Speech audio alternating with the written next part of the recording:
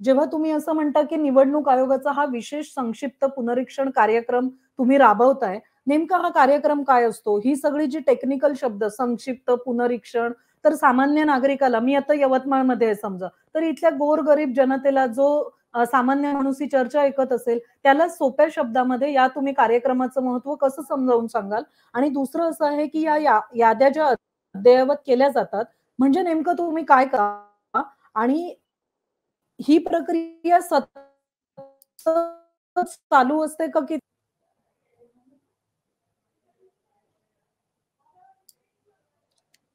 धन्यवाद. मला वाटतं हा एक महत्त्वाचा टप्पा आहे ह्या सर्व निवडणुकीच्या यंत्रणेचा. आणि जसं आपण बोललात की सध्या महाराष्ट्रामध्ये संक्षिप्त पुनरीक्षणाचा कार्यक्रम चालू आहे. आणि त्यापूर्वी थोडक्यात माहिती देताना त्यांनी राज्य निवडणूक आयोग आणि केंद्रीय निवडणूक आयोग याच्यातला सुद्धा फरक स्पष्ट केला की मुख्य निवडणूक अधिकारी म्हणून आमची जबाबदारी ही राज्यामधल्या ज्या विधानसभा, विधान परिषदा, राज्यसभा, लोकसभा याच्या निवडणुका आम्ही घेत असतो, त्याची जबाबदारी आमच्यावर आहे. परंतु ज्या स्थानिक स्वराज्य संस्थांच्या आहे त्याची जबाबदारी ही राज्य निवडणूक आयोगाकडे असते. परंतु याचा जो समान धागा आहे तो मतदार याद्या. आणि ह्या मतदार याद्या फक्त केंद्रीय निवडणूक आयोग म्हणजे मुख्य निवडणूक अधिकारी यांच्या अधीनस्थ ह्या याद्या तयार होतात. आणि राज्य निवडणूक आयोगाकडे स्थानिक स्वराज्य संस्थेच्या निवडणुकीसाठी स्वतंत्र याद्या मेंटेन केल्या जात नाही. त्यामुळं ज्या आधारभूत याद्या आहेत त्या म्हणजे केंद्रीय निवडणूक आयोगाने जे केलेल्या याद्या त्या आहेत. आता हा पुनरीक्षणाचा कार्यक्रम जो आहे तो दरवर्षी आपण हा करतो, कारण दरवर्षी आपण क्वालिफाईंग डेट जी आहे की ज्या डेटला 18 वर्ष आपण पूर्ण करतो त्या सगळ्या नागरिकांना आपण नवीन मतदार म्हणून याच्यामध्ये आपण समाविष्ट करतो मतदार यादीमध्ये. त्यामुळे आता ही जी क्वालिफाईंग डेट आहे ती यापूर्वीची जे होतं त्याला 1 जानेवारी 21 होती, आता ती आपण 1 जानेवारी 22 केलेली आहे. त्यामुळे 1 जानेवारी 22 या तारखेला ज्यांचं 18 वर्ष पूर्ण झालेलं आहे अशा सगळ्यांना या प्रक्रियेमध्ये नवीन मतदार म्हणून नोंद करता येते. आणि म्हणून आपण ही मोहीम स्वरूपात आपण हे करतो. आणि मोहीम स्वरूपात करतो म्हणून आपण हा 1 महिन्याचा कालावधी आपण धरलेला आहे की 1 नोव्हेंबर ते 30 नोव्हेंबर या कालावधीमध्ये आपण मोहीम स्वरूपामध्ये असे जे नव मतदार आहेत त्यांची आपण नोंदणी करत असतो. तर थोडक्यात मी 1-2 स्लाइड्स आपल्याला या पुनरीक्षण कार्यक्रमाच्या अनुषंगाने दाखवतो आणि त्या आधारे आपल्याला लक्षात येईल की हा कार्यक्रम काय आहे नेमका आणि किती महत्वाचा आहे. आता फक्त नवीन मतदारांना आपण नोंदणी करतो का याच्यामध्ये, तर नाही. तर त्याच्यामध्ये जे यापूर्वी सुटलेले मतदार आहे की ज्यांची नोंद झालेली नाहीये परंतु ते 18 वर्ष त्यांनी केव्हाच पूर्ण केलेली आहे किंवा काही मतदारांच्या याद्यामध्ये त्यांची नावं चुकीची लागलेली आहेत किंवा त्याच्या जन्मतारखेमध्ये तफावत आहे, अशा ज्या गोष्टी आहेत त्या गोष्टीमध्ये सुद्धा सुधारणा आपण करतो. आणि म्हणून प्रारूप यादी प्रकाशन करण्यापूर्वी म्हणजे आपली प्रारूप यादी 1 नोव्हेंबर ला प्रसिद्ध झाली आणि या यादीमध्ये प्रसिद्ध करताना आपण अनेक गोष्टी त्याच्यामध्ये केल्या. आणि त्याच्यामध्ये जो 1 जानेवारी 21 या तारखेला जी यादी प्रसिद्ध केली होती त्याच्यानंतर जे वेळोवेळी बदल झाले ते सगळे आपण ह्या यादीमध्ये एकत्रित करतो. हे एकत्रित करताना सुद्धा आपण एका कुटुंबातले जे सदस्य आहेत तर त्यांचं सर्वसाधारणपणे एकाच मतदान केंद्रामध्ये नाव राहावं याचाही प्रयत्न आपण करतो. किंवा जे नाव, पत्ता किंवा जन्मतारीख ह्याच्यामध्ये जे बदल केलेले आहेत पूर्वी आणि त्यांचे अर्ज पूर्वी प्राप्त झालेले आहेत आणि ते आपण मान्य केलेले आहेत त्याचे सुद्धा आपण बदल ह्या जे आपण प्रारूप यादी करतो त्याच्यामध्ये करतो. तसं जे मृत झालेले आहेत किंवा जे कायमस्वरूपी स्थलांतरित झालेले आहेत अशा मतदारांची सुद्धा आपण त्याच्यामध्ये वगळणी करतो. त्यामुळे आपण एक प्रकारे हा यादी शुद्ध करून 1 नोव्हेंबरला ही यादी प्रसिद्ध केली. आता या प्रक्रियेचं म्हणजे आता खरी प्रक्रिया आपली सुरू होते पुनरीक्षणाची आणि त्यामध्ये आपण जे दावे आहेत किंवा हरकती आहेत हे आपण मागवतो. हे दावे आणि हरकती, दावे म्हणजे काय की माझं नाव त्याच्यामध्ये नाही आहे किंवा मी नवीन मतदार झालो आहे म्हणून मला याच्यामध्ये नोंद करा, अशा प्रकारचा आपण दावे म्हणतो. आणि हरकती म्हणजे काय, की एखाद्या मतदार हा त्या ठिकाणी राहत नाही, म्हणून त्याचं नाव त्याच्यातून वगळलं पाहिजे, अशा प्रकारची जर कोणी तक्रार केली, तर त्याला सुद्धा आपण हरकत म्हणतो, ऑब्जेक्शन म्हणतो. तर अशा दावे आणि हरकती ह्या मोहीम स्वरूपात येण्यासाठी हा जो कालावधी दिलेला आहे, तो 1 नोव्हेंबर ते 30 नोव्हेंबर हा कालावधी आहे. त्यामुळे हा जो सध्याचा कालावधी आहे, तो अतिशय महत्त्वाचा आहे. त्यानंतर 30 नोव्हेंबर नंतर 1 डिसेंबर ते 20 डिसेंबरपर्यंत आपण ह्या ज्या हरकती किंवा दावे आलेले आहेत, त्याच्यावर निर्णय घेतो. आणि हे निर्णय घेण्याचे अधिकार हे नोंदणी अधिकारी जे आहेत, मतदार नोंदणी अधिकारी ERO म्हणतो आपण. त्याला आपण सामान्य ह्याच्यामध्ये प्रांत अधिकारी म्हणून आपण ओळखतो. त्या अधिकाऱ्यांना हे सगळे अधिकार असतात. आणि त्यांनी जेव्हा याच्यावर निर्णय घेतल्यानंतर जी यादी अंतिम होईल, ती यादी आपण 5 जानेवारीला प्रसिद्ध करणार आहोत. त्यामुळे 5 जानेवारीला जी यादी आपली प्रसिद्ध होईल, ती यादीमध्ये दावे, हरकती याच्यावर जे निर्णय होतील ते सगळ्याचा इन्क्लूड करून आपण हे करतो. या प्रक्रियेला आपण पुनरीक्षण कार्यक्रम असं म्हणतो. आणि या पुनरीक्षण कार्यक्रमामध्ये मोहीम स्वरूपामध्ये आपण काम करतो, म्हणून विशिष्ट मोहिमा सुद्धा आम्ही त्या निमित्ताने ऑर्गनाईज केलेल्या आहेत. उदाहरणार्थ 13 आणि 14 नोव्हेंबर या सुट्टीच्या दिवशी एक विशेष कॅम्प्स आपण सर्व महाराष्ट्रभर आपण आयोजित केलेले आहे, की ज्याच्यामध्ये जिल्हाधिकाऱ्यांनी त्याचं नियोजन करून त्या जिल्ह्यामधल्या असणाऱ्या ज्या स्वयंसेवी संस्था असतील किंवा चांगल्या सामाजिक संस्था असतील, त्यांची पण मदत घेतलेली आहे. पॉलिटिकल पार्टीची पण मदत घेतलेली आहे. सर्वसामान्य नागरिकांची मदत घेऊन आपण हे कॅम्प आपण त्यामध्ये त्याची नोंदणी असेल किंवा वगळणी असेल किंवा दुरुस्ती असेल ते आपण त्याच्यामध्ये घेतो. तसाच कॅम्प आपण फॉलोअप कॅम्प म्हणून 27 आणि 28 नोव्हेंबरला सुद्धा आपण घेतलेले आहेत. आणि यामध्ये आपण विशेष करून दिव्यांग असतील किंवा जे वंचित घटक आहेत, जसे तृतीयपंथी असतील किंवा शरीर विक्री करणाऱ्या महिला असतील, त्यांचे सुद्धा ह्याच्यामध्ये स्पेशल कॅम्प्स आपण घेत आहोत. त्यामुळे वंचित समाज सुद्धा याच्यामध्ये या प्रक्रियेमध्ये आपण घेत आहोत. आणि महत्त्वाचं म्हणजे यावर्षी आपण 16 नोव्हेंबरला संबंध राज्यभर विशेष ग्रामसभा बोलवण्यात आलेल्या आहे.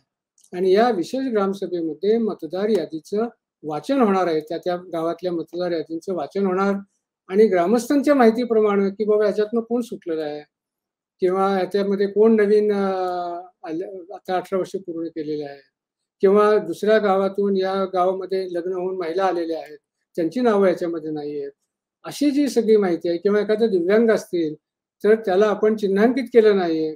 आपण चिन्हांकित एवढ्यासाठी करतो की जेव्हा ऍक्च्युअली निवडणुका होतात त्यावेळेला आपण त्यांना सुविधा देऊ शकतो, जसं व्हीलचेअर आहे, व्हॅन आहे, अशा सुविधा देऊ शकतो.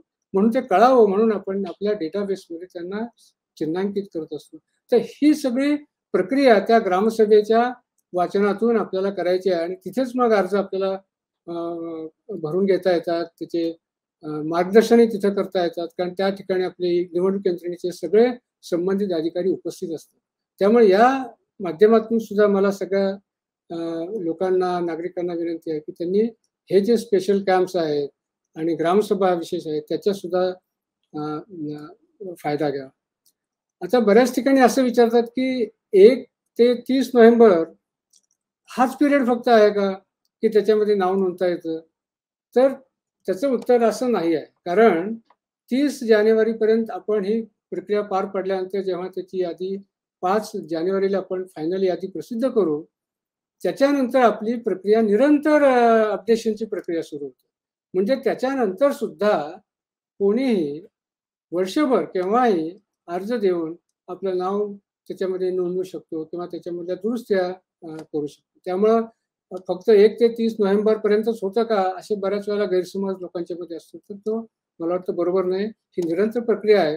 परंतु आता नवीन मतदार मोठ्या प्रमाणात याला येणार, कारण आत्ताच आपण त्यांचं 1 जानेवारी 22 ही डिक्लेअर केलेली आहे या तारखेची. म्हणून मोठ्या प्रमाणात त्याला वाव मिळावा म्हणून आपण कॅम्पेन स्वरूपामध्ये व्यापक प्रसिद्धी देतो याला आणि त्याच्यातून आपण हे करतो.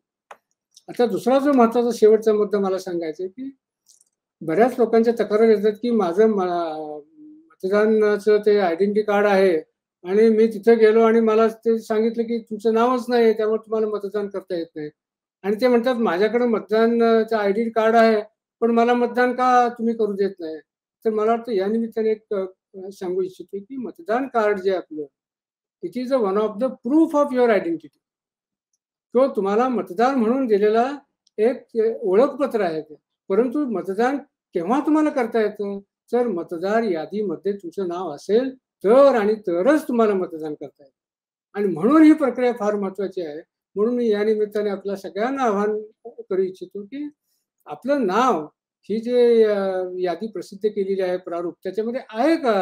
हे पाहिलं पाहिजे. आणि हे प्रत्येक नागरिकाचं कर्तव्य आहे की ज्याला आपल्या मतदानाच्या अधिकाराची जाणीव आहे. अशांनी सगळ्यांनी आपलं नाव आहे का प्रथम तपासलं घेतलं पाहिजे, की आपल्याकडे आयडेंटिटी कार्ड आहे म्हणून आपल्याला ते इलेक्शनमध्ये मतदान करता येईल असं नाही. म्हणून नाव नसेल तर मात्र तुम्ही नाव नोंद केली पाहिजे. आणि नाव शोधायची अतिशय सोपी प्रक्रिया इलेक्शन कमिशननी आपल्याला दिलेली आहे ऑनलाईनमध्ये. घरी बसल्या बसल्या आपण आपलं नाव आहे की नाही पाहू शकतो. की व्होटर हेल्पलाईन म्हणून ॲप आहे किंवा तुमचं जे व्होटर सर्व्हिसेस पोर्टल जे आहे इलेक्शन कमिशनचं, नॅशनल व्होटर सर्व्हिसेस पोर्टल, त्याच्यामध्ये सुद्धा आपण आपलं नाव जर त्यात टाकलं किंवा राज्य निवडलं किंवा एखादा जिल्हा निवडला ज्या जिल्ह्यामध्ये तुम्ही राहता, तर एका सेकंदामध्ये तुमचं त्याचं नाव आहे का ते लक्षात येतं. आणि तुमचं नाव असेल तर कुठल्या मतदान केंद्राला आहे किंवा कुठल्या पार्टमध्ये आहे हेही पण कळतं. त्यामुळे नागरिकांना जर असं वाटलं की माझं मतदान केंद्र चुकीचं आहे, मला लांब तुम्ही करता असे जेव्हा तक्रारी येतात, तेव्हा हीच संधी आहे त्यांना की त्यांना हे सुद्धा आपल्याला दुरुस्त करून घेता येतं की आपलं जे आपल्या कुटुंबातले जे ज्या केंद्रावर आहेत तिथेच आपलं नाव येण्यासाठी सुद्धा आपण प्रयत्न करू शकतो. तर अशा प्रकारचं माझं एक मुख्य सगळ्यांना आव्हान राहील की ह्या पुनरीक्षण प्रक्रिया एवढ्यासाठी महत्त्वाची आहे की मोठ्या प्रमाणात आता महानगरपालिकेच्या निवडणुका पुढच्या काही महिन्यामध्ये आहेत, जिल्हा परिषदांच्या निवडणुका आहेत, ग्रामपंचायतीच्या निवडणुका आहेत. या निवडणुकीच्या जी याद्या आहेत त्या याच याद्याच्या आधारे आपण ते करत असतो. त्यामुळं या याद्यामध्ये जर आपलं नाव आहे की नाही हे प्रथम आपण सगळ्यांनी तपासणं फार गरजेचं आहे. आणि नसेल तर मात्र नोंदणी करणं गरजेचं आहे. म्हणून पुढचे जे आपल्या या कार्यक्रमातले जे वक्ते आहेत ते मला वाटतं त्याच्यामध्ये डिटेलमध्ये माहिती देतील की नेमकी काय प्रक्रिया आहे, कसं नाव नोंदवावं, त्यातल्या काय अडचणी असतील तर त्याच्यावर सुद्धा आपण मार्ग काढावा किंवा मार्गदर्शन करावं अशा प्रकारचा ह्याचा हेतू आहे. धन्यवाद. बरोबर. मला श्रीकांत सरांना एक प्रश्न असा विचारायचा आहे, त्यात म्हणजे मृणालिनी मॅडमना पण विचारायचं आहे, पण त्याआधी असं विचारायचं आहे, आपण सगळे खूप माहिती इन्फॉर्मेटिव्ह देतोय, पण 2 गोष्टी अशा विचारायच्या होत्या, की काही गैरप्रकार घडले, ज्याचा तुम्ही मगाशी धावता उल्लेख केला कोणीतरी, की 2 कार्ड्स बनवणार नाही असं आपण प्रतिज्ञापत्र देतो. पण असं देखील कोणी केलेलं आढळलं, तर त्यांच्यावर काय कारवाई होते? आपले जर सुजाण नागरिक ऐकत असतील, तर त्यांना ते देखील कळू द्या, की हे करणं किती मोठा गुन्हा आहे ते. आणि दुसरी गोष्ट, जो प्रश्न मी मंदारजींना त्यांच्या लेव्हलवर विचारला होता BLO बद्दल, पण ओव्हरऑल मला विचारायचं आहे, निवडणूक अधिकाऱ्यांबद्दल नागरिकांच्या तक्रारी असतील तर राज्य स्तरावर त्यांनी तुमच्यापर्यंत पोहोचण्याची काय व्यवस्था अवेलेबल आहे किंवा वरच्या अधिकाऱ्यांपर्यंत? मला वाटतं हा प्रश्न महत्वाचा आहे, कारण सामान्य नागरिकांना जे प्रश्न येतात, BLO भेट देत नाहीत किंवा BLOने सांगितलं की हा अर्ज ऍक्सेप्ट होणार नाही.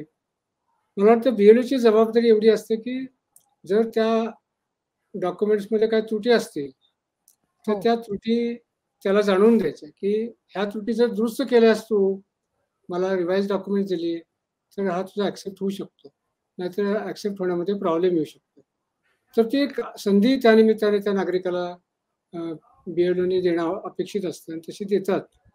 परंतु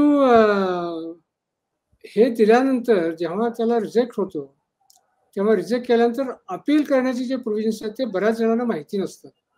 मला वाटतं या निमित्ताने नागरिकांना ही गोष्ट स्पष्ट झाली पाहिजे की जर आपलं एखादा अर्ज रिजेक्ट केला आणि त्या रिजेक्ट केल्याच्या बरोबर तुम्ही अपील करू शकता किंवा माझा अर्ज का रिजेक्ट झाला, त्याची कारणं काय आहेत ते सुद्धा आपण मागू शकता.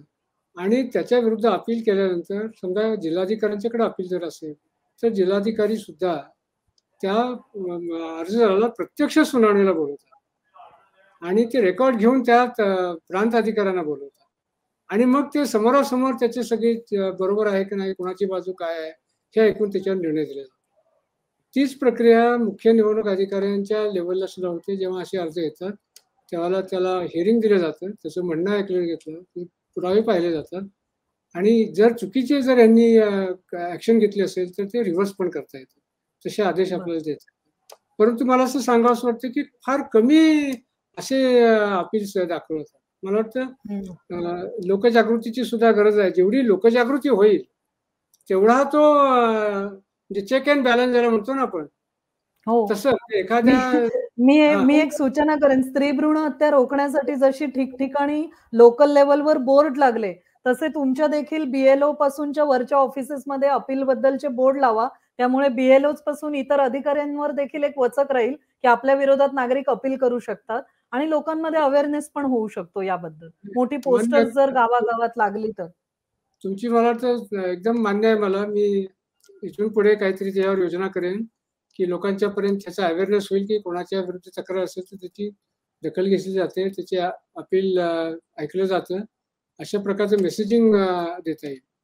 परंतु दुसरी एक मी त्याच्यामध्ये म्हणजे सांगायला हरकत नाही, की प्रत्येक नागरिकाला अशी जर काही ग्रीव्हन्स असेल, तर तसं ग्रीव्हन्स पोर्टल पण आपल्या ह्या NSP पोर्टलवर उपलब्ध आहे तक्रारीसाठीचं.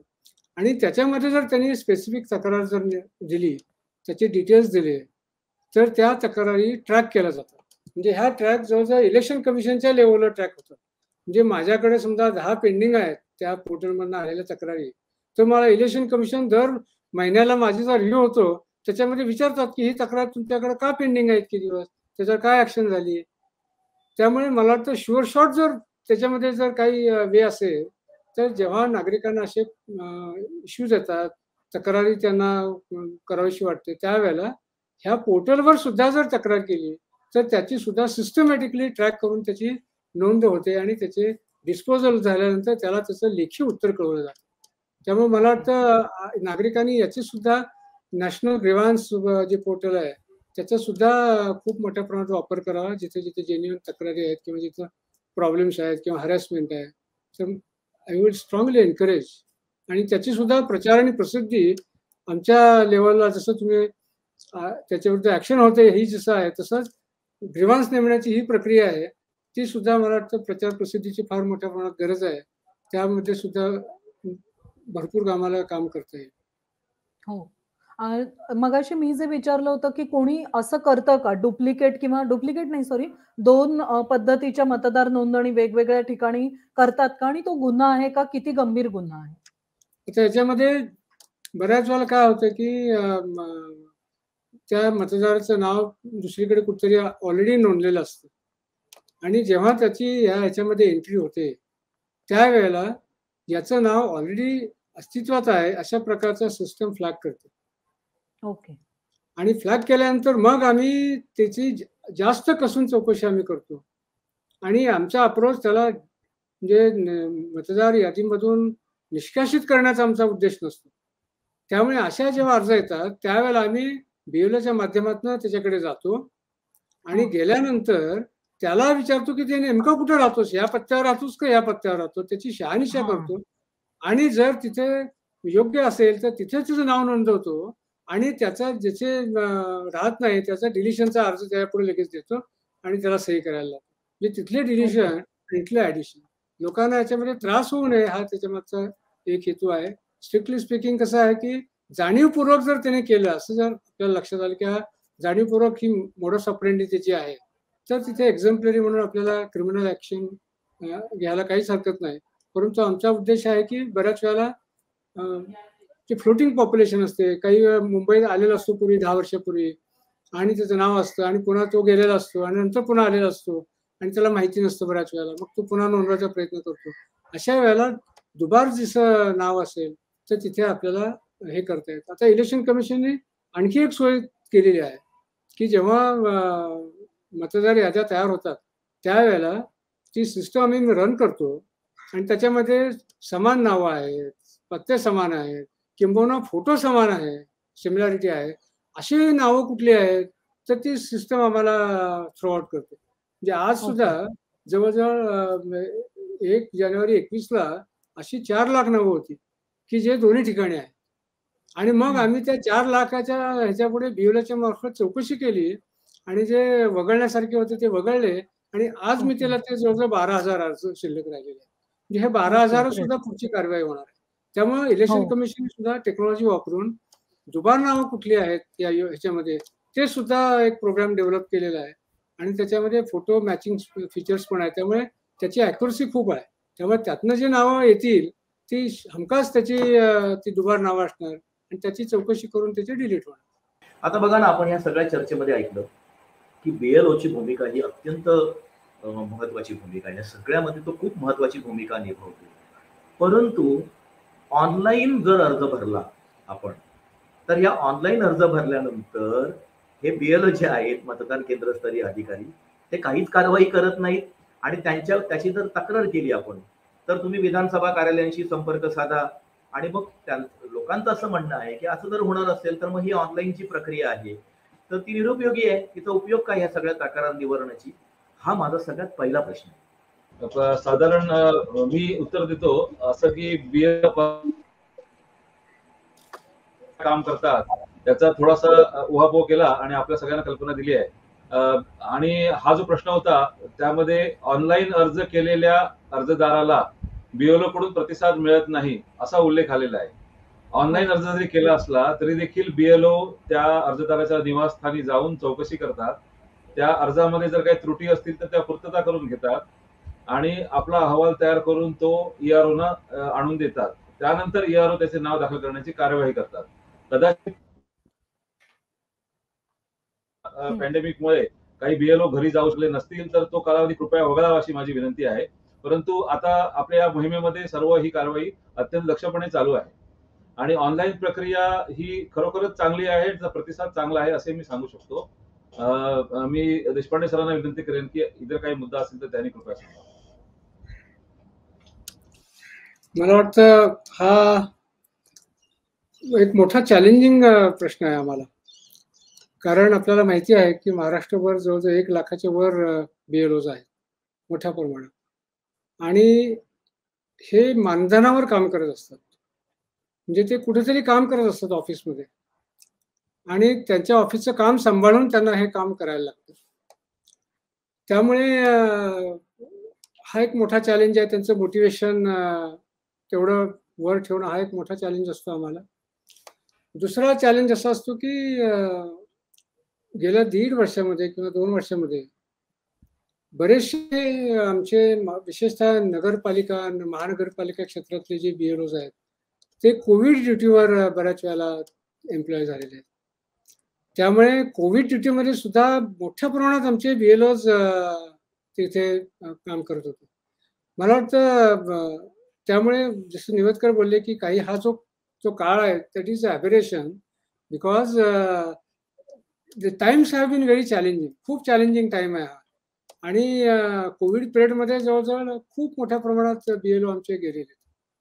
दुसरी गोष्ट की काही जिल्ह्यामध्ये विशेषतः महानगरपालिका क्षेत्रामध्ये त्यानंतर मुंबईमध्ये तर मुंबईमधले जे पालिकेचे जे कर्मचारी आहेत की ज्यांना ह्याची माहिती असते चांगली ते जर जवळजवळ 100% जर कोविडमध्ये गुंतले असतील तर आम्हाला चॉईस फक्त राहतो की सेंट्रल एजन्सीचे लोक त्याच्यामध्ये घ्यावे.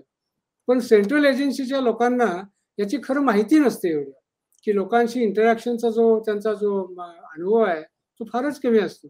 त्यामुळे असे हे प्रॉब्लेम सुद्धा येऊ शकतात. त्यामुळे मी असं म्हणणार नाही की आमची सगळी यंत्रणा खूप परफेक्ट आहे, त्याच्यामध्ये काही प्रॉब्लेम नाही. प्रॉब्लेम असू शकतात परंतु त्याच्या मागचा कॉन्टेक्स्ट आहे आणि जास्त मोठा कॉन्टेक्स्ट आहे तो हे कोविड रिलेटेड इश्यूमुळे आहे. त्यामुळे मला वाटतं आता कोविडची परिस्थिती बऱ्यापैकी सुधारलेली आहे सगळीकडे आणि मोठ्या प्रमाणात BLO आता पुन्हा ह्या मोहीम ह्याच्यामध्ये आपण कामाला रिड्राफ्ट केलेले आहेत. आता महानगरपालिकेने सुद्धा मुंबई महानगरपालिकेने सुद्धा त्यांचे BLO आम्हाला खूप मोठ्या प्रमाणात आता या पिरियडमध्ये उपलब्ध करून दिले. पूर्वी तर देतच नव्हते. त्यामुळे अशी जी अडचणी आहेत त्याच्यातून थोडासा मार्ग काढण्याचा आम्ही प्रयत्न करत असतो. त्याच्यामध्ये काही त्रुटी असतील तरी त्यांची आहे ती नोकरी करतच त्यांना हे करायचं असतं. ते चुटपुंज्या मानधनावर ते काम करतात. मला वाटतं महिन्याला काहीतरी 400-500 रुपये शासन देतं आणि 400-500 मध्ये त्यांचा ट्रॅव्हल त्यांचे फोन, त्यांचा एअरटाईम सगळं त्याच्यामध्ये अंतर्भूत असतं. त्यामुळे मला वाटतं या सगळ्याचा थोडासा आपण सगळ्यांनी विचार करावा. तरी पण आम्ही आमच्या पद्धतीने त्यांचं मोटिव्हेशन लेव्हल कसं वाढवू, म्हणून आम्ही आता रिसेंटली महाराष्ट्रातल्या सगळ्या BLOचा एक टेलिग्राम ग्रुप तयार केलेला आहे. आणि त्या टेलिग्राम ग्रुपमध्ये मी स्वतः त्यांच्याशी संपर्क आता साधत असतो. त्यांच्या काय अडचणी आहेत, आता त्यांना BLOना काही मानधनच रिलीज केलं नव्हतं गेल्या 1 वर्ष 2 वर्ष, तर तो प्रश्न आम्ही त्यांच्या माध्यमातून पुन्हा निकाली लावला. म्हणजे माझा प्रयत्न हा त्यांना मोटिवेट कसे राहतील, त्यांची मोटिवेशन लेवल कशी वर राहील, हा थोडासा प्रयत्न राहतो. ही चर्चा सुरू असताना फेसबुकवरती काही लोक तिथे कॉमेंट्स करतायत आणि तिथे सुद्धा तक्रारी येत आहेत, ऑनलाईन तक्रारी येत आहेत आणि काही सजेशन सुद्धा आहेत.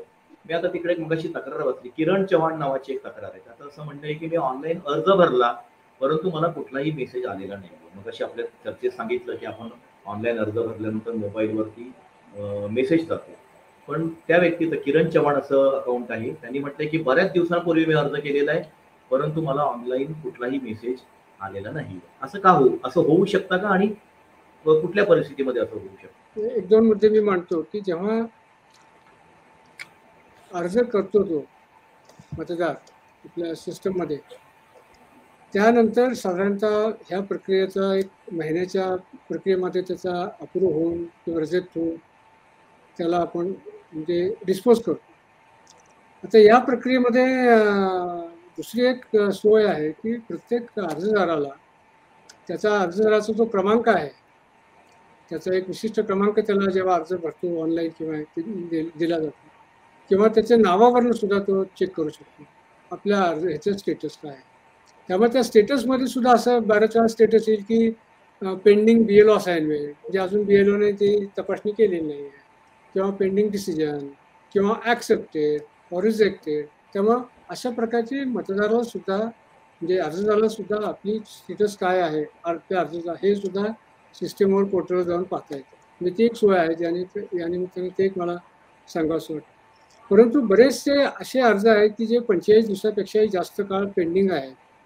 अशा अर्जाचा नोंद आणि त्याची दखल इलेक्शन कमिशन घेतं, आणि इलेक्शन कमिशन आमचा दर महिन्याला आढावा घेतं. त्यावेळेला 45 दिवसापेक्षा जास्त अर्ज कोणाचे पेंडिंग आहेत, अशी संख्या किती आहे आणि ती का पेंडिंग आहे, हे असे विचारलं जातं. त्यामुळे त्याच्यावर सुद्धा आमचं बारकाईने लक्ष असतं. परंतु जसं मगाशी सांगितलं की पूर्वीचा हा जो पिरियड आहे, कोविडचा पिरियड, त्याच्यामध्ये हा जास्त डिले झालेला आहे. आणि आता या ह्याच्यामध्ये सुद्धा मोठ्या प्रमाणात जे अर्ज झालेले आहेत ते जवळजवळ अर्जांची संख्या सुद्धा खूप आहे महाराष्ट्रामध्ये. त्यामुळं त्याला सुद्धा 1 डिसेंबरपासून ते 20 डिसेंबरपर्यंत या कालावधीमध्ये ते कसल्याही परिस्थितीमध्ये त्याच्यावर निर्णय घेणं बंधनकारक आहे. त्यामुळे त्याची सुद्धा तपासणी आम्ही दरवेळेला करतो की समजा त्यांनी आज अर्ज भरला 10 नोव्हेंबरला, तर 1 डिसेंबरची वाट न पाहता ती प्रोसेसमध्ये लगेच राहणार, म्हणजे कुठल्याही ऐन वेळेला पेंडिंगची वाढणार नाही. अशा प्रकारची सूचना प्रत्येक जिल्हाधिकाऱ्यांना आणि EROना मी स्वतः दिलेल्या आहेत. त्यामुळे मला वाटतं जास्त पिरियड पेंडिंग आहे, काहीच कळालं नाही, हा थोडा पूर्वीचा भाग आहे, त्याच्यामध्ये कोविडचा एक फॅक्टर आहे. परंतु मतदाराला सुद्धा ती सुविधा प्राप्त आहे की त्याला तो जो अर्जाचा क्रमांक आहे, रेफरन्स नंबर, त्या रेफरन्स नंबरवरून सुद्धा त्याला स्वतःच्या अर्जाचं काय स्टेटस आहे ते ट्रॅक करता येतं वेळोवेळी. आणखी एक महत्वाचा प्रश्न आहे तो ओळखपत्रांच्या संदर्भातला प्रश्न आहे. खूप तक्रारी असतात लोकांच्या की एकतर ओळखपत्रांसाठी अनेक वेळा प्रयत्न करून सुद्धा ते मिळत नाहीये, ऑनलाईन अर्ज करूनही ओळखपत्र मला मिळालेलं नाहीये, किंवा 4 महिने होऊन गेले मला ओळखपत्र मिळालेलं नाहीये, अशा सुद्धा तक्रारी आहेत. तर हे कुठल्या परिस्थितीमध्ये होतं की लोकांनी अर्ज केलेले असतात, त्यांचं नाव तिथे त्या ठिकाणी असतं आणि तरी सुद्धा ओळखपत्र त्यांच्यापर्यंत पोहोचत नाही. हे का होऊ शकतं? असं झालं तर काय करता येऊ शकतं आपल्याला?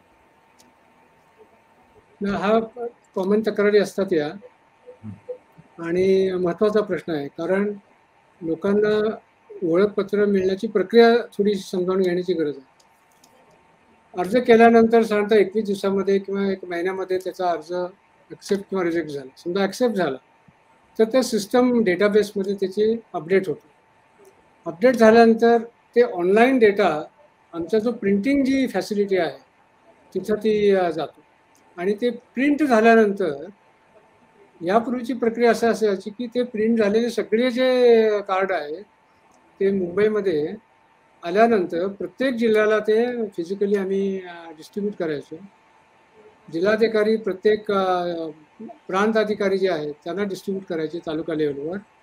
ते पुन्हा BLOना ते द्यायचे आणि ते BLO ॲक्च्युली त्याला हँडओव्हर करायचे. यामध्ये खूप आता व्यय व्हायचा आणि प्रॉब्लेम सुद्धा यायची की आम्हाला मिळालं नाही, काही BLOनी वाटलीच नाहीत, अशा प्रकारे तक्रारी सुद्धा. कारण काही गोष्टी याच्यामध्ये प्लस मायनस इकडे तिकडे होऊ शकतात. म्हणून हे टाळण्यासाठी आता निवडणूक आयोगाने असा निर्णय घेतलेला आहे की मुंबईला जेव्हा आमच्या इथं प्रिंट होईल, ते प्रिंट झाल्यानंतर स्पीड पोस्टने त्या सगळ्या पाठवण्याची व्यवस्था करा. त्यामुळे आता ते स्पीड पोस्टची आम्ही पोस्टल डिपार्टमेंटशी MOU केलेला आहे. मग ते पीस पोर्टची कसं जाणार, त्याचं ट्रॅकिंग कसं होणार, कोणाला पोचलं कोणाला नाही पोचलं, त्यामुळे हे सगळं ते ट्रॅक होणार आहे. त्यामुळे जर तो त्या पत्त्यावर राहत नसेल तर ते रिडायरेक्ट होणार नाही कुठे, ते परत निवडणूक आयोगाकडे आमच्याकडे परत येणार. त्यामुळे तो पत्ता तिथे राहतोय की नाही हे सुद्धा समजेल. तसेच जे परत आलेले आहेत त्याची शहानिशा आम्हाला पुन्हा नव्याने करता येईल की तो खरंच राहत नसेल तर त्याचं नाव डिलीट करण्याचे वगैरे. त्यामुळे आता स्पीड पोर्टच्या माध्यमातून केल्यामुळे हा डिले जो आहे म्हटला सगळा म्हणजे डिस्ट्रीब्युशन चेनची, ती मला वाटतं याच्यामध्ये कमी होईल आणि इथून पुढे मला वाटतं हा सुरळीत चालेल. परंतु यामध्ये सुद्धा एक थोडीशी डेव्हलपमेंट अशी झाली होती की इलेक्शन कमिशनने त्याचे जे सिक्युरिटी फीचर्स आहेत तुमच्या त्या कार्डचे, तर त्याच्यामध्ये आता काही सुधारणा करण्याचं मध्यंतरी प्रयोजित केलं की याच्यामध्ये काही सिक्युरिटी, जसं आधार कार्डचे सिक्युरिटी फील्ड आहेत की त्याची घोस्ट इमेज आहे, त्याच्यामध्ये स्मॉल लेटर लिहिलेलं आहे, नंतर त्याच्या मागं त्याचा तुमचा तो बार असतो, काय म्हणतात त्याला,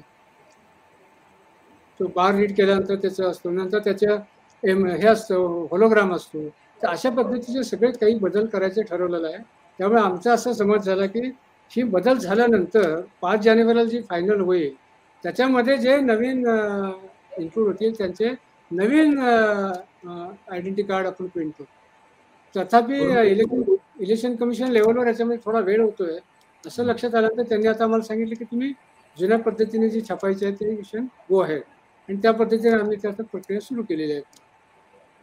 पण डाउनलोड करायची सोय नाही आहे का आपल्याकडे? समजा माझं ओळखपत्र मला दिसतं आहे किंवा डिस्प्ले होत आहे, तर ते मी डाउनलोड करून घेऊ शकेन अशी व्यवस्था नाही आहे का, किंवा काय आहे? त्याची व्यवस्था आहे, परंतु त्याच्यामध्ये काय आहे की नोव्हेंबर 20 या तारखेपासून ज्यांनी नावं नोंदलेली आहे त्यांना त्यांचा मोबाईल क्रमांक देण्याची सुविधा त्याच्यामध्ये आहे.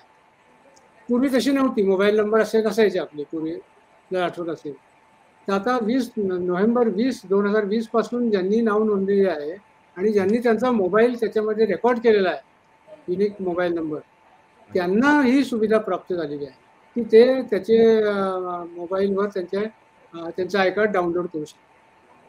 परंतु आता ही सुविधा पूर्वीचे जे आहे त्यांना सुद्धा किंवा त्याच्यामध्ये मोबाईल नंबर सुद्धा रेकॉर्ड करून उपलब्ध करून द्यायची ती व्यवस्था निवडणूक आयोगाकडनं काही वेळेनंतर सुरू करण्यात येईल अशा पद्धतीच्या आम्हाला सूचना आलेल्या आहेत. पण त्याला थोडासा वेळ लागेल.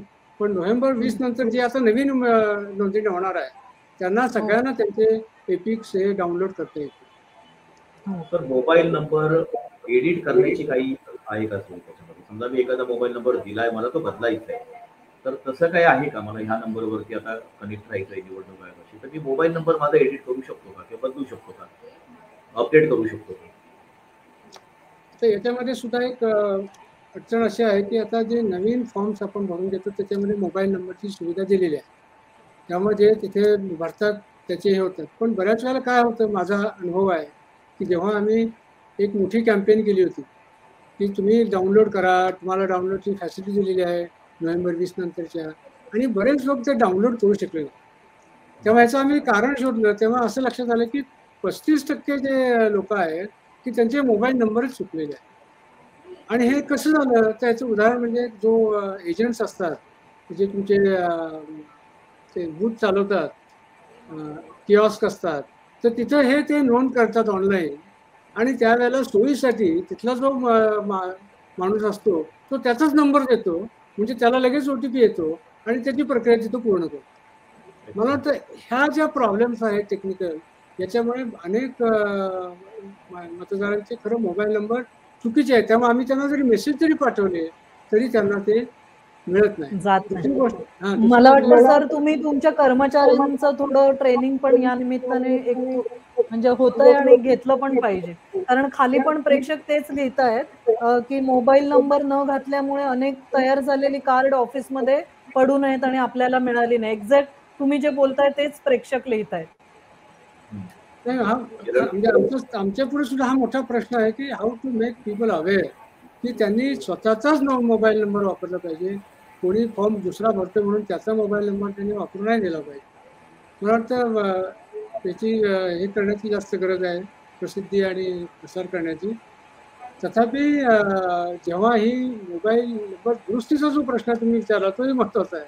कारण असं झालेलं आहे की तुम्ही तुमच्या नावामध्ये दुरुस्ती करू शकता, तुमच्या पत्त्यामध्ये दुरुस्ती करू शकता आणि हे करत असताना तुम्ही तुमचा मोबाईल नंबर चुकीचा आला असेल तर तो दुरुस्ती करू शकता किंवा तुमचा मोबाईल दिला नसेल तर तुम्ही त्यात एंटर करू शकता. परंतु फक्त मोबाईल जर करायचा झाला तर ती सुविधा इलेक्शन कमिशनकडून अजून उपलब्ध झालेली नाही. त्यामुळे दुरुस्ती मग तुम्हाला काहीतरी दुरुस्ती करायला लागेल तुमच्या नावामध्ये किंवा पत्त्यामध्ये. तर हा थोडासा प्रश्न आहे. आम्ही इलेक्शन कमिशन पुढे हा प्रश्न नेलेला आहे की त्याचा नुसता जरी दुरुस्त्या कुठल्या नसल्या त्याच्या नावामध्ये किंवा जन्मतारखेमध्ये तरी मोबाईल अपडेशनची दुरुस्ती सुद्धा आपण याच माध्यमातून करू शकलो पाहिजे. मला वाटतं we are taking this issue with the commission. परंतु सद्यस्थितीमध्ये आता फक्त मोबाईल नंबर दुरुस्त करण्यामध्ये अडचणी आहे. बरोबर. सर 2 फक्त मला वाटतं एका वाचकाचा प्रश्न आलाय तो थोडा गैरसमज त्यांचा असा झालाय की 30 नोव्हेंबर पर्यंतच तुम्ही दावे आणि हरकतीही कशा मागवताय? प्रारूप यादीनंतर ही डेडलाईन दिली पाहिजे. जे तुम्ही मगाशी समजावून सांगितलं क्विकली त्यांना पुन्हा एकदा सांगू शकाल तर बरं होईल. आणि एक खूप साधा प्रश्न आलाय पण तुम्ही ते पुन्हा उत्तर द्यावं. भारताचा नागरिक आहे म्हणून काय आम्ही डॉक्युमेंट्स द्यायचे? असं लोकं कन्फ्यूज होतात. एरवी त्यांच्याकडे डॉक्युमेंट्स सगळे असतात. पण म्हणून आम्ही वेगळं काय द्यायचं असं पण म्हणजे खूप सॉरी निरागस प्रश्न आहे हा. म्हणजे हा आपण जो मुद्दा सांगितला की आधी आपण प्रसिद्ध करतो म्हणजे आपण आहे यादी ही प्रसिद्ध करतो जी एक्झिस्टिंग आहे की जेणेकरून एक्झिस्टिंग यादी काय आहे हे सगळ्यांना समजावी म्हणून ती आपण 1 नोव्हेंबरला प्रसिद्ध करतो आणि मग त्याच्यामध्ये लोकांनी नाव आहे की नाही तपासणं अपेक्षित आहे आणि मग त्याची नोंदणी होणं अपेक्षित आहे आणि मग हे झाल्यानंतर जे फायनल होईल ते आपण 5 जानेवारीला प्रसिद्ध करतो. त्यामुळे 5 जानेवारीला ड्राफ्ट प्रसिद्ध करण्यात काही म्हणजे त्याचा पर्पज काही नाही आहे सॉल्व. तो आधीच केला पाहिजे आणि जो एक्झिस्टिंग आहे हेच केलं पाहिजे. हा जो पिरियड आहे 1 महिन्याचा तो इलेक्शन कमिशनने डिक्लेअर केलेला आहे आणि तो सगळ्या देशभर आहे. फक्त एखादी निवडणूक जर चालू असेल त्या काळामध्ये जसं आपल्याकडे नांदेडमध्ये देगलूरला निवडणूक चालू होती म्हणून मग आपण त्याची तारीख फक्त थोड्या काही दिवसांनी बदलली. ती सुद्धा इलेक्शन कमिशनच्या मान्यतेने बदलली. अदरवाईज सगळ्या देशासाठीच हा युनिफॉर्म प्रोग्राम आहे आणि त्याच पद्धतीने आपण तो अंमलात आणतो. ओके. दुसरा एक आम्ही ज्याला निरागस प्रश्न म्हटला तो आम्ही भारताचे नागरिक आहोत ह्याचा काय पुरावा द्यायचा? मला असं वाटतंय सीए आणि एनआरसी मुळे लोकांच्या मनात खूप भीती झाली आहे. पण तुम्ही सांगू शकता त्याचं. नाही आता आपण हा प्रश्न महाराष्ट्रामध्ये जास्त क्लिष्ट नाहीये. महाराष्ट्रामध्ये हा प्रश्न जे बॉर्डर स्टेट्स आहे जसं आसाम आहे, नागालँड आहे किंवा इतर जे आहेत बॉर्डरिंग इंटरनॅशनल बॉर्डरिंग तिथे हा प्रश्न फार मोठा आहे. कारण तिथे आपल्यासारखेच लोक दिसतात परंतु दुसऱ्या देशातनं तिथे मायग्रेशन आलेले असतात, निर्वासित म्हणून आलेले असतात. तिथे गंभीर आहे. आपल्याकडे एवढा तो तसा गंभीर नाही. आपल्याकडे फक्त प्रश्न आहे तो जे काही महिला ज्या वेश्या व्यवसायामध्ये आहेत त्या नेपाळच्या बऱ्याच वेळेला आपण पाहतो काही ठिकाणी. त्यावेळेला फक्त आपण विचारणा करतो की हे तुमचं जन्मस्थान कुठं आहे आणि ते जन्मस्थान जर भारतामध्ये कुठे नसेल तरच आपण ते हे करतो. पण बाकी आपण नागरिक असल्याचं असं स्पेसिफिक कुठलेही डॉक्युमेंट आपण मागत नाही. आपण बाय बर्थ तुम्ही भारतामध्ये जन्माला असाल तर by birth you naturally becomes the citizen of the ज्या देशाचे तुम्ही नागरिक बनता. म्हणून वेगळं डॉक्युमेंट आपण काही मागत नाही. बरोबर. Thank you very much. आणि कुठल्याही अगेन म्हणजे काही नावं घेतली गेली असतील तरी कुठल्याही देशातल्या कम्युनिटीला इथे काही टॅग केलं जात नाही आणि असं म्हणण्याचा उद्देश नाहीये की उदाहरण म्हणून समजावून सांगितलं जातंय की नागरिकत्व सिद्ध करण्यासाठी अशी कुठलीही वेगळ्या पद्धतीचं डॉक्युमेंट तुमच्याकडे आज निवडणूक आयोग मागत नाही. तर कृपया याची सगळ्यांनी नोंद घ्यावी. लोक 7 क्रमांकाचा अर्ज भरतात नाव वगळण्यासाठी, परंतु आता एक तक्रार आपल्याकडे अशी होती की 2 वर्ष झाली तरी व्यक्तीचं नाव वगळलं गेलेलं नाही. तर हे कशामुळे होतं? म्हणजे काय कागदपत्रांचा अभाव असतो? नाव वगळण्याची नेमकी प्रक्रिया काय आहे? आणि लोकांनी अर्ज जरी समजा नाही केला तर एखाद्या व्यक्तीचं नाव यादीमध्ये आहे ते परस्पर सुद्धा वगळलं जाऊ शकतं का? असं होऊ शकतं का? तर ही नाव वगळण्याची नेमकी काय प्रोसेस आहे? मला वाटतं नाव वगळणं हे एक महत्वाचा इश्यू आहे. कारण जेव्हा आपण नाव वगळतो तेव्हा त्याचा मतदानाचा हक्क आपण हिरावून घेतो. त्यामुळे ही प्रक्रिया अतिशय काटेकोरपणे तपासली जाते. जर समजा एखाद्याने अर्ज केला असेल की हा तिथं राहत नाही, कारण अर्ज कोणीही करू शकतो, त्या विधानसभा क्षेत्रातला कुठलाही मतदार दुसरा मतदार तिथं राहत नाही म्हणून त्याच्याविरुद्ध त्याचं नाव वगळण्यासाठी अर्ज करू शकतो. अशा वेळेला दोघांना त्याचे हिअरिंग दिले जाते आणि मग जर त्याची खात्री पटली की त्याचं नाव वगळणं बरोबर राहणार नाही तर अशा वेळेला त्याचं नाव वगळलं जात नाही. आता दुसरी गोष्ट, जर एखादा मृत्यू झाल्यामुळे जर कुणी हे दिलं असेल इन्फॉर्मेशन की हा मृत्यू झालेला आहे म्हणून वगळावं, तर त्यावेळेला आपण त्याची कागदपत्र फक्त तपासतो, मृत्यूचा दाखला तपासतो किंवा पंचनामा करतो आणि ते वगळतो. त्याच्यामध्ये काही विशेष तक्रारी येत नाही. परंतु बऱ्याच वेळेला लोक तक्रारी करतात की याचं नाव या मतदारसंघात असता कामा नये, कारण तो तिथे राहत नाही किंवा वगैरे वगैरे जे काय असेल ते. त्या गोष्टी आपल्याला फार काळजीपूर्वक तपासायला लागतात, कारण त्याच्यामध्ये आपण त्याचा हक्क हिरावून देत असल्यामुळे कायदेशीर प्रक्रिया आहे. त्यामुळे ती चॅलेंज येऊ शकते कोर्टामध्ये. त्यामुळे कोर्ट विचारू शकतात की कुठल्या आधारे तुम्ही त्याला हे केलं, त्याला हिअरिंग दिलं का, त्याच्याबद्दल त्याने पुरावे सादर करण्याची संधी दिली का, आणि मग कुठल्या कारणामुळे त्याचं नाव तुम्ही कमी केल्याचं शहानिशा म्हणजे ज्युडिशियल स्क्रुटनी सुद्धा त्याच्यामध्ये होऊ शकते.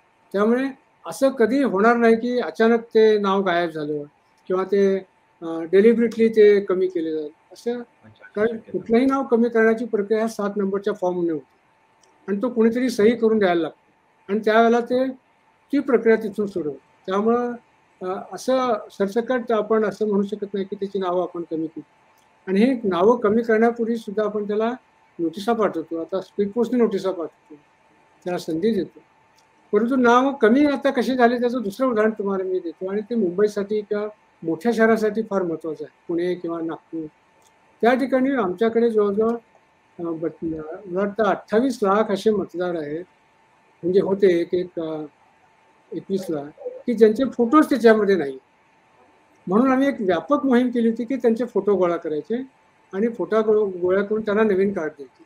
तेव्हा ह्या प्रक्रियेमध्ये आमचे BLO त्यांना प्रत्यक्ष तिथं भेटायला गेले आणि अशा प्रकारे त्यांचे जिथं मिळतात तिथे तिचे फोटो गोळा केले. परंतु असे फोटो फक्त 1 लाखाच्या आसपासच फक्त जमा झाले. बाकीचे लोक तिथे राहतच नाही, वर्षानुवर्षे तिथे कायमची सोडून गेलेली आहे. अशा प्रकारची परिस्थिती दिसली. मग अशा वेळेला मग आम्ही BLO असतील किंवा आजूबाजूचे कोणी असतील त्यांनी 7 फॉर्म भरावा किंवा पंचनामा करावा की याच्यामध्ये राहत नाहीत, आणि पंचनाम्याच्या आधारे मग ती प्रक्रिया सुरू करता येते. आणि असे जवळजवळ 18 लाख नावं मुंबईमधली म्हणजे महाराष्ट्रातली या प्रोसेसने कमी झाली. त्यामुळे ती कमी होण्याच्या पूर्वीची जी प्रक्रिया आहे ती म्हणजे पंचनामा तिथं राहत नाही, तो त्याच्यात सर्व केलेल्या स्पीड पोस्टच्या नोटिसा ह्या सगळ्या रेकॉर्डवर आहे. त्यामुळे असं जर कोणाचा जर दावा असेल की माझं नाव कमी केलं तर ते पुन्हा पाहता येते की कुठल्या कारणामुळे कमी झालं ते रेकॉर्ड करता येतं. पण अशी त्याला एक अपील करायला काहीतरी त्याला कंप्लेंट करायला लागते. त्यांना कळवतो का आपण की एखाद्याचं अशा हिअरिंग नंतर जर आपण अंतिम निर्णय घेतला की नाव वगळण्यात आलेलं आहे तर त्या विशिष्ट मतदाराला ती कळवलं जातं का, आणि त्या विरोधात अपिलाची काय सोय? नाही, जेव्हा प्रत्यक्ष त्याचं हिअरिंग होतं त्यावेळेला 2 गोष्टी होऊ शकतील. त्याला जी स्पीड पोस्टने पाठवलेली नोटीस आहे तो तिथे पोस्ट डिपार्टमेंट म्हणेल की तिथे राहत नाही म्हणून ते परत येईल, किंवा तो त्याला संधी देऊन ते अपिअर होणार नाही. त्यामुळे जे रिजेक्शनचं जे ऑर्डर आहे तो जर ते आलाच नाही तिथे तर सर्व तरी कशी करणार त्यांना. पण ती पोस्टाने पाठवता येते पण ती परत येणार, ती औपचारिकता होईल. तर हेल्पलाईन या सगळ्या गोष्टींसाठी दिलेल्या आहेत. आणि राज्य तुम्ही स्वतः काय म्हणूया, आम्ही त्याला मुंबई मिरर मध्ये टेस्ट ड्राईव्ह म्हणायचो तर तुम्ही टेस्ट ड्राईव्ह केलेला आहे, हेल्पलाईन चालतात की नाही प्रत्यक्षात, त्याचा अनुभवही सांगा आणि मग अधिकाऱ्यांचं म्हणणं ऐकू खूप त्याच्यावर. तक्रारी आहेत त्या हेल्पलाईन बद्दल सुद्धा. मला इथे मोकळेपणाने म्हणजे सांगायला काही संकोच वाटत नाही, पण तो हेल्पलाईन नंबर जो यांनी दिलेला आहे तो बऱ्याचदा लागत नाही. अशा म्हणजे माझाही अनुभव आहे, खूप लोकांच्या तक्रारी आहे की हा हेल्पलाईन नंबर लागत नाही. तर त्यासाठी आपण काही करणार आहोत का, कारण तो हेल्पलाईन आहे. तर कुठल्या तरी मतदार जेव्हा संकटात सापडलेला असतो तेव्हा तो फोन करत असतो, आणि तो जर वर्किंग मध्ये नसेल तर मग कसं काय करायचं त्याचं? विषय असा आहे की हेल्पलाईन जी आहे ती चालू असते आपली.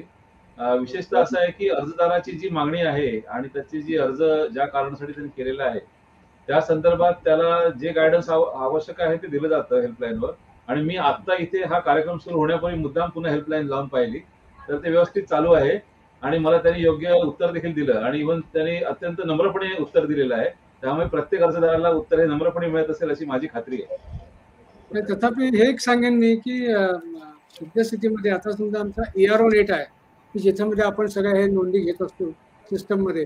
आता भारत देशभर हे चालू आहे, त्यामुळे त्या सिस्टमवर एवढा लोड असतो, त्यामुळे बऱ्याच वेळेला सिस्टम थोडेसे स्लो असतात किंवा त्याच्यामध्ये काही प्रॉब्लेम येतात. तसा कदाचित हेल्पलाईनला सुद्धा शक्यता नाकारता येणार नाही.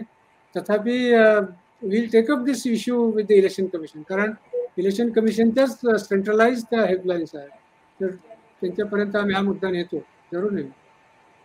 तर इथे एक अतुल पोपट कत्रे म्हणून त्यांनी कॉमेंट केलेली, त्यांची तक्रार आहे की एकाच कुटुंबामध्ये नवीन नावं एनरोल केली आणि ती नावं जी आहे ती दुसऱ्याच वार्डामध्ये कुठेतरी आलेली आहे. तर हे कशामुळे होतं असं? एकाच कुटुंबातली व्यक्तींची नावं ही वेगवेगळ्या वार्डांमध्ये वेगवेगळ्या केंद्रामध्ये कशी काय जाऊ शकतात? हाच तुमच्याच याला जोडून मला पण प्रश्न विचारायचा आहे. एकाच सोसायटीतल्या लोकांची नावं पण वेगवेगळ्या ठिकाणी केंद्रावर कशी काय झालेली आहेत आणि तुमचे अधिकारी त्याला नकार देत आहेत, म्हणजे पत्ताच वेगळा देतात. त्या सोसायटीचं नाव पण त्याचा पत्ता वेगळा घाला म्हणतात, कारण तुमचा प्रभाग वेगळा आहे. तर तुम्ही कुठल्या प्रभागात मतदाराला टाकता हे आमची जबाबदारी नाही, आमचा पत्ता तुम्ही करेक्ट घेतला पाहिजे. तुमच्या सोयीसाठी हे सगळं का करता असं? राज, तुम्ही पण प्रश्न काहीतरी बोलत होता पुढे. होय, नाही, मला हेच विचारायचं होतं की चाळीमध्ये एखादी चाळ आहे बैठी, बाजूबाजूला लोक राहत आहेत आणि त्यांचं मतदान मात्र वेगवेगळ्या केंद्रांवरती असतं. हे कशामुळे होतं असं? मला वाटतं हा तक्रारी विशेषतः महानगरपालिकेच्या इलेक्शनच्या अनुषंगाने त्याच्या बॅकग्राऊंडवर मोठ्या प्रमाणात येतात. त्यात त्याचे 2 भाग आहेत. एक भाग असा आहे की आपण प्रत्येक मतदान केंद्राची जी मॅक्सिमम संख्या आहे ती इलेक्शन कमिशनने निश्चित केलेली आहे की ग्रामीण भागामध्ये 1200 आणि शहरी भागामध्ये 1500. हे मी विधानसभा मतदारसंघाच्या कॉन्टेक्स्टमध्ये बोलतोय. त्यामुळे जेव्हा आम्ही ही प्रारूप यादी प्रसिद्धी केली त्यावेळेला हे सुद्धा पाहिलं की एकाच कुटुंबातली लोक एकत्र येतील किंवा त्याच्या एकाच बिल्डिंग मधले जे लोक आहेत ते एकत्र येतील, अशा प्रकारचा प्रयत्न इंटिग्रेशन मध्ये केलेला आहे. त्यामुळे ह्या नवीन याद्या ज्या आता प्रसिद्ध केलेल्या आहेत त्याच्यामध्ये हे आपण त्रुटी बऱ्याचपैकी दूर करण्याचा प्रयत्न केलेला आहे. परंतु जेव्हा ह्या याद्या महानगरपालिका वापरते त्यांच्या निवडणुकीसाठी, तेव्हा त्याचे वार्डमध्ये जे फोड करते त्याची जी प्रक्रिया आहे ती राज्य निवडणूक आयोग बघतो. त्यामुळे त्याच्यामध्ये जर काही मी या वार्डातल्या ऐवजी त्या वार्डात गेलो वगैरे, हा जो इश्यू आहे हा विशेषतः राज्य निवडणुकीच्या अखत्यारीमध्ये आहे. पण विधानसभेच्या जर कंटेक्स्ट धरला तर आपण हा प्रयत्न करतो की सगळे त्या विधानसभेच्या म्हणजे त्या पोलिंग स्टेशनच्या मधले त्याच पोलिंग स्टेशनमध्ये अटॅच होतील व फक्त 1200 पेक्षा जर जास्त झाली किंवा 1500 पेक्षा जास्त झाली तर आपण नवीन मतदान केंद्र तयार करतो, पण त्यांना तिथं सोयीचं करतो. आणि निवडणूक आयोगाच्या सूचना आहेत की 2 किलोमीटरपेक्षा जास्त त्या कुठल्याही मतदाराला मतदान केंद्राकडे जायची आवश्यकता भासू नये. तर त्याची सुद्धा काळजी आपण जेव्हा हे सगळे सुसूत्रीकरण करतो पोलिंग स्टेशनचं, तर त्यावेळेला सुद्धा हे आपण करतो.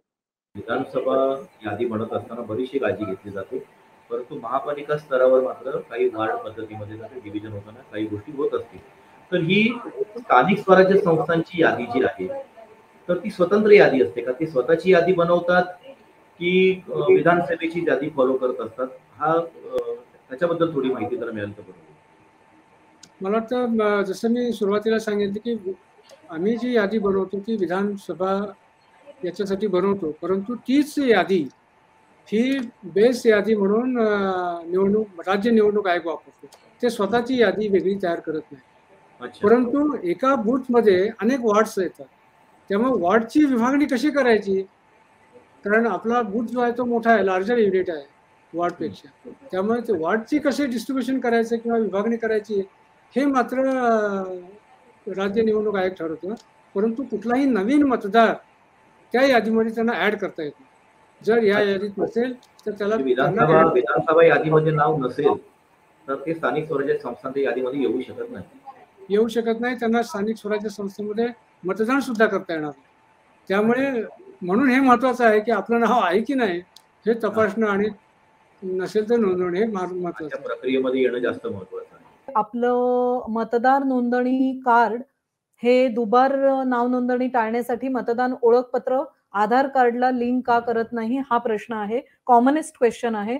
तर तुम्ही कोणी जे उत्तर देऊ शकत असाल तर त्याचं उत्तर दिलात तर बरं होईल.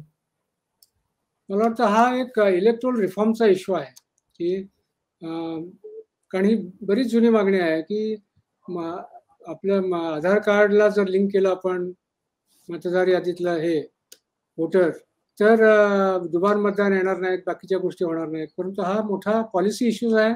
तो निवडणूक आयोगाच्याच अखत्यारीमध्ये आहे आणि माझ्या माहितीप्रमाणे निवडणूक आयोगाने याबाबत केंद्र सरकारला सुद्धा मला वाटतं प्रस्ताव दिलेले आहे आणि मध्यंतरी माझी माहिती बरोबर असावी की पार्लमेंटमध्ये याच्यावर जेव्हा चर्चा झाली त्यावेळेला केंद्र शासनाच्या हा विचाराधीन आहे अशा प्रकारचं त्याला उत्तर दिलेलं आहे. परंतु त्याच्यामध्ये आता सद्यस्थितीमध्ये काही निर्णय झाले नाही.